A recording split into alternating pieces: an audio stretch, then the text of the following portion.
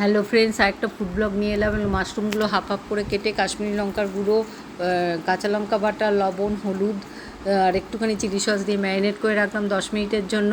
আর এটার পরে কর্নস্টার্চ দিয়ে ভালো করে মাখিয়ে সাদা তেলে ভেজে নিলাম। এই যে কর্নস্টার্চ দিয়ে ভাজছি।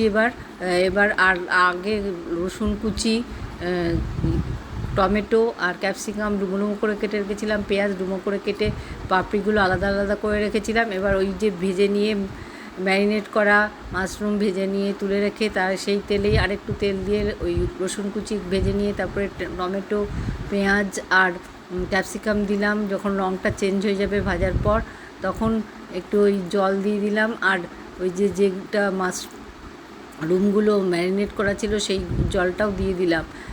নিয়ে একটু ফুটে উঠলো যখন, তখন মাশরুমগুলো দিয়ে দিলাম। এই যে মাশরুমগুলো দিয়ে আবার ফোটালাম। এরপরে দিয়ে দিলাম একটা জলে ভেজানো সয়া সস, চিলি সস আর টমেটো সস, এগুলো দিয়ে আবার ফুটতে দিলাম।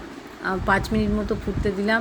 এবার নামানোর আগে একটা বাটিতে ভিনিগারে একটু কাঁচা লঙ্কা ছোটো ছোটো করে চিড়ে রেখেছিলাম, সেইগুলো দিয়ে দিলাম। নিয়ে একটু আবার ফুটিয়ে নিয়ে নামিয়ে দিয়ে, বেশি ফোটানোর দরকার নেই, সব মিলিয়ে 10 মিনিটেই হয়ে যাবে, কারণ এটা খুব নরম। তো এটা হচ্ছে প্রোটিন সাবস্টিটিউট। আমি ছেলেকে মাঝে মাঝেই করে দিই, কারণ ও মাছ খায় না।